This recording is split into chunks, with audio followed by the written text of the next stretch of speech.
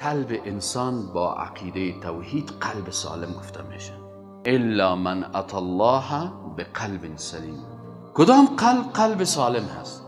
قلبی که بیادب در مقابل خالق باشه، یا قلبی که خالق خدا بشناسه، ملائکه را بشناسه، کتابهای آسمانی را بشناسه، صحابه کرام سبحان الله بشناسه، عظمت و عزت صحابه کرام بشناسه، و وقتی که اینا را شناخت محبت قلبی با اینا داشته باشه، باز اونو هست که قلب سلیم داره. پس عقیده عظمتش جایی است که قلب از امراض کفر، نفاق، جهالت نجات میده، و در روز قیامت کسی نجات پیدا میکنه که قلب سالم داشته باشه.